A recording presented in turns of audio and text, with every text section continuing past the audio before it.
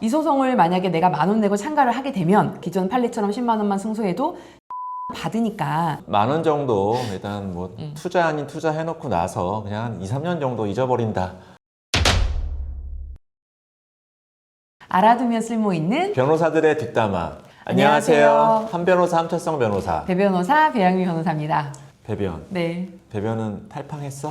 네, 저는 바로 탈팡했습니다. 한 변호사님은요? 나 안 했어. 안 하셨어요? 어. 아직도 안 하셨어요?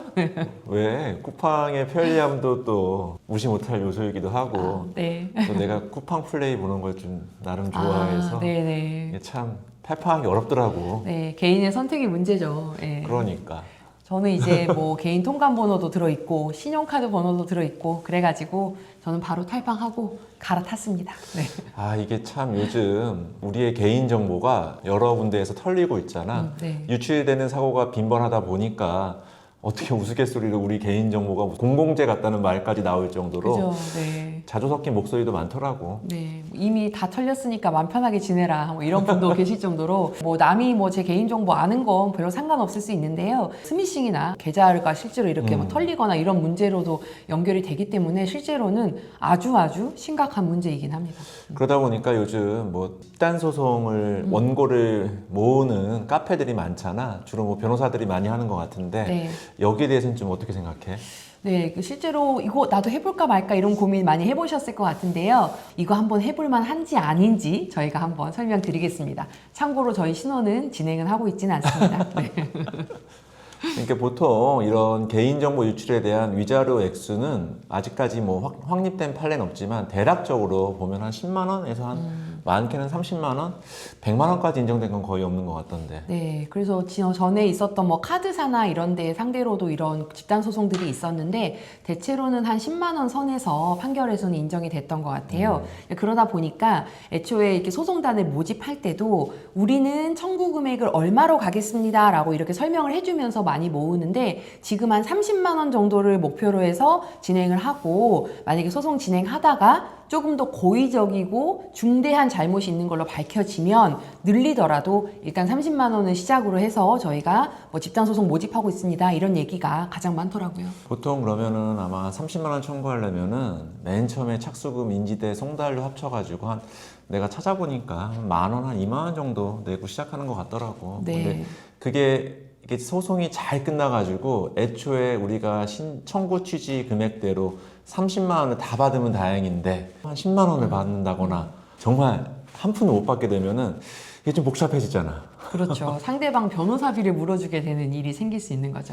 그 변호사 비용은 얼마 정도를 부담하게 되는 거지? 이게 실비 부담의 원칙은 아니다 보니까 우리가 소송이라는 걸 할 때 도대체 돈이 어떻게 들어가냐 이거 되게 많이 궁금해 하시거든요.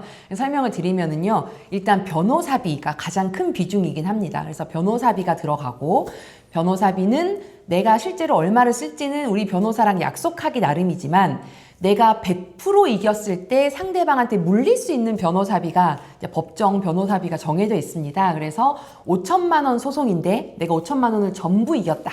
그러면 440만 원을 변호사비로 청구할 수 있고요. 1억을 청구했을 경우에 전부 승소를 하게 되면 720만 원을 청구할 수 있다고 현재 규칙에 정해져 있습니다. 그래서 그런 경우에는 당신 때문에 내가 변호사비가 들어갔으니까 물어내라. 그래서 그걸 물어내게 할 수 있고요.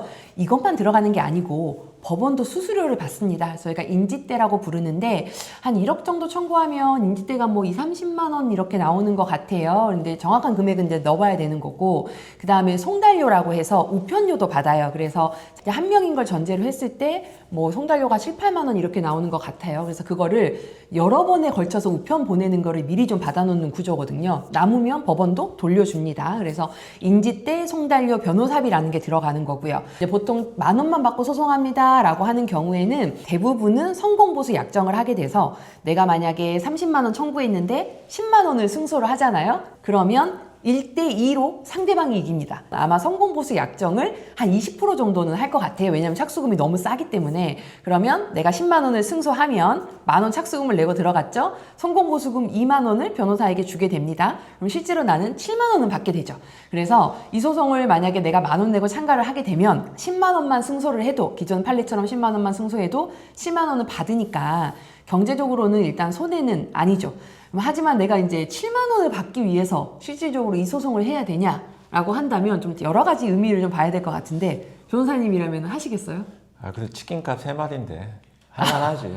이거를 이제 7만 원 주고 내가 소송을 몇 년씩 하게 될 수 있거든요. 실제로 이제 다른 민사건들도 몇 년씩 가기 때문에 그래서 그런 의미에서 내가 몇 년간 이걸 스트레스 받고 해야 되느냐 이런 고민도 있으실 텐데요. 이런 집단 소송은 내가 할 일은 별로 없습니다. 왜냐하면은 대부분의 사례가 비슷하기 때문에 거기서 알아서 진행을 하니까 우리 이렇게 진행했습니다라는 경과보고 정도만 받으시면 되기 때문에 그렇게 귀찮지는 않을 것 같아요. 이게 좀 아직도 많은 분들이 좀 헷갈려 하시는 부분이 있는데요. 이게 형사 재판의 경우에는 본인이 일단 피고인 신분이라면은 무조건 재판에 출석을 하셔야 합니다. 근데 이게 민사 재판의 경우에는 다 대리인이 선임되어 있으면은 굳이 법원에 가실 필요가 없는데 의뢰하시는 분들은 아, 이 민사 재판에서도 나도 꼭 법원에 가야 되는 건지를 많이들 물어보시는데 이건 대리인만 출석하면 되는 뭐 재판이기 때문에 굳이 참석 안 하셔도 된다. 그런데 보시고 싶으시다면은 출석하셔도 됩니다.